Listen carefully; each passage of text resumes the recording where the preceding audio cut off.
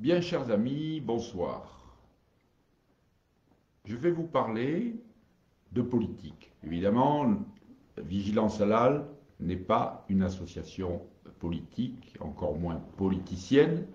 Elle s'occupe simplement du bien commun, de la préservation des animaux, la préservation du consommateur et de tirer la sonnette d'alarme, d'être un lanceur d'alerte sur l'islamisation de notre pays.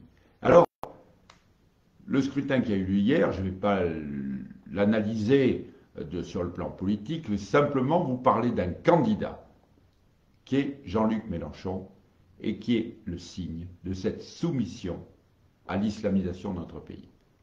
Et qui est la conséquence. Il a été à 2 doigts d'être qualifié pour le 2e tour.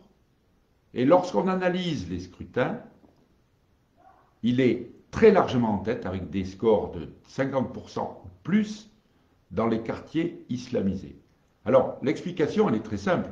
Parce qu'il y a eu donc sur les réseaux sociaux un communiqué d'imam publié par Annie Ramadan, vous savez, qui n'est pas spécialement un musulman modéré, et qui appelle à voter Mélenchon, Monsieur Mélenchon, parce que c'est le moins pire des candidats, c'est celui qui se préoccupe du sort des musulmans. Et vous savez d'ailleurs qu'il avait participé personnellement à une manifestation organisée par le CCIF, organisation depuis qui a été dissoute, qui est parce qu'elle était islamiste, et il avait donc agréé, il n'avait rien dit, lorsque dans cette manifestation, les participants avaient crié Allahu Akbar.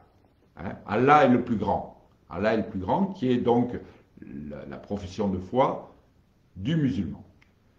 Vous voyez un petit peu l'imbrication, c'est-à-dire que vous avez des islamo-collabos, comme Mélenchon, évidemment qui vont gagner les élections. Plus il y aura de musulmans, pratiquants, plus il y aura de votes pour ce type de personnes. Et évidemment, lorsque l'islam aura gagné totalement la partie politique, eh bien, à ce moment-là, il sera la première victime, M. Mélenchon. Il ne faut pas qu'il se fasse d'illusions.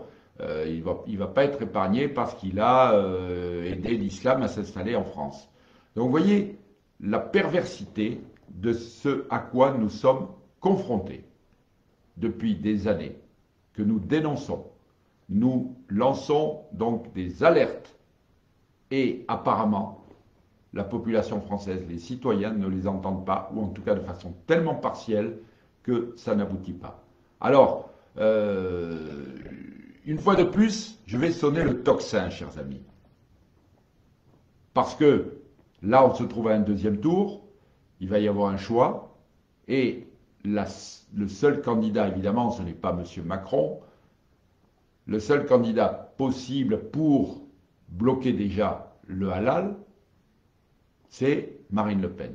Je prends des risques, vous voyez, chers amis, je m'engage, je fais un petit peu comme les imams, c'est-à-dire que ce sera le moins pire des choix. Et de ce fait, nous pouvons peut-être ralentir l'islamisation de notre pays en attendant que des mesures plus radicales soient prises. Voilà ce que je voulais vous dire ce soir.